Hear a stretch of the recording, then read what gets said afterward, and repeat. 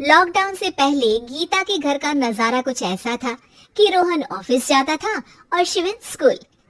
जिनके घर से जाने के बाद गीता काम खत्म करके बाकी समय आराम करती थी। लेकिन लॉकडाउन के बाद ऑफिस और स्कूल घर में ही खुल गए और इससे गीता का हाल वो तो आपको देखने में ही मजा आएगा। शिवेन, ओ शिवेन, महाराज उठने के लिए क्या 21 तोपों की सलामी लेंगे?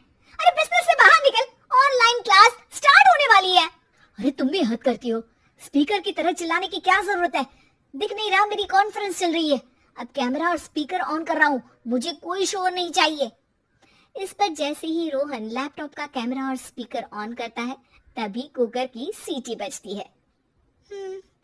करा लो अब इसे चुप। लॉकडाउन नहीं हुआ, मेरी मौत का फरमान जारी हो गया। दोनों बाप बेटे ने नाक में दम किया हुआ है। ऐसा बोलकर गीता वहां से शिविन के कमरे में पहुंच जाती है, जहां शिविन अभी भी सो रहा होता है। ओ आलसी, अब अगर 5 मिनट में नहीं उठाना तो आज तेरा गेम और यूट्यूब कैंसिल। माँ की बात सुनकर शिविन बिना 1 मिनट गंवाए उठ खड़ा होता है। उठ गया, अभी नहाकर भी आता हूँ। ये नाटक कहीं और, मुंह पर गीला कपड़ा मार और पढ़ने बैठ। शिविन की ऑनलाइन क्लास स्टार्ट हो जाती है, जिस पर गीता उसे वहां बिठाकर रसोई में चली जाती है। थोड़ी देर में उसे कमरे से कुछ आवाज सुनाई देती है, जिसे सुनकर वो कमरे में वापस आती है। हाय राम, तुझे क्लास अटेंड करने के लिए बोला था, कैमरा ऑफ करके बिस्तर पर नाचने के लिए नहीं बोला था। मम्मी मुझे कुछ समझ नहीं आ रहा, आप बाद में पढ़ा देना ना, वैसे भी अटेंडेंस तो लगी गई है। हाँ बेटा, जरूर बन जा, तो अभी से हम सबका बाप बन जा। अरे नहीं मतलब कहाँ से लाते हो इतना दिमाग, और पढ़ाई करते हुए ये चला कहाँ जाता है? नाइस क्वेश्चन, दिमाग से पूछकर बता दूंगा। शिविन की बातों से परेशान होकर गीता उसे मारने के लिए जैसे ही आगे बढ़ती है तभी वो कमरे से बाहर भाग जाता है। अब शिविन आगे और गीता हाथ में चप्पल पकड़े उसके पीछे पीछे पूरे घर में दोनों घूम रहे होते हैं। इसी बीच वो रोहन के पास पहुंच जाता है और शिविन को मारने वाली चप्पल रोहन के लैपटॉप पर जाकर गिरती है। ओए माँ! मम्मी, आप पापा को चप्पल मार रही हो? वो आज तक के रिपोर्टर, चुपचाप जाकर क्लास अटेंड कर ले, नहीं तो अगली तेरे पीछे लगेगी।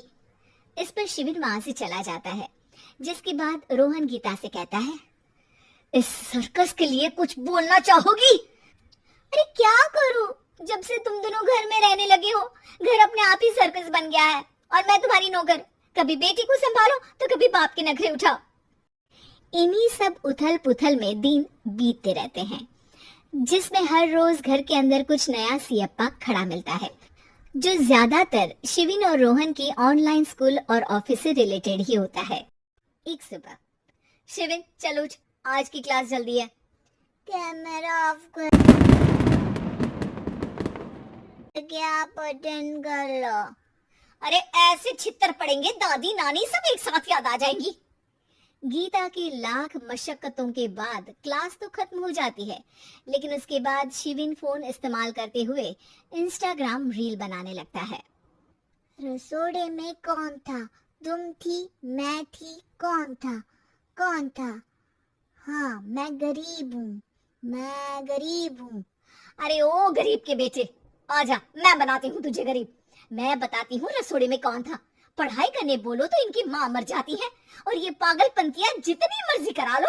गीता शिविन को डांट रही होती है, तभी रोहन बीच में बोल पड़ता है, अरे बच्चा ही तो है, इतना गुस्सा क्यों कर रही हो?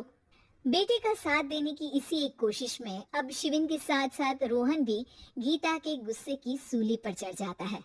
अगर बेटे पर इतना ही प्यार आ रहा है तो इसे क्लास अटेंड क्यों नहीं कराते, इसका होमवर्क क्यों नहीं कराते? उस समय तो बहुत जल्दी मीटिंग आ जाती है, वो काम मैं करूं और यहाँ इस बेफिजूली की चीज में तरफदारी करके बन जाओ महान। हे भगवान, कोई तो इनके ऑफिस और स्कूल खुलवाओ, मैं इन्हें और घर में नहीं सह सकती। अरे कुछ और मांग लेती, क्योंकि तुम्हारी ये विश इस साल तो पूरी होने से रही, कोरोना। हाय नास बेटे ने जिंदगी ही बर्बाद कर दी। खाए कोई पचाए कोई, कल मुझे चुन चुन कर सबको मेरी बद्दुआ लगेगी। उन्होंने दुनिया का और इन बाप बेटे दोनों ने मेरा जीना मुश्किल कर दिया।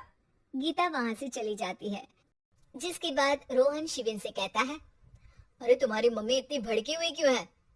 आपकी वजह से पूरा समय घर में रहते हो और उस पर कोई काम कराने की जगह बस ऑर्डर देते रहते हो।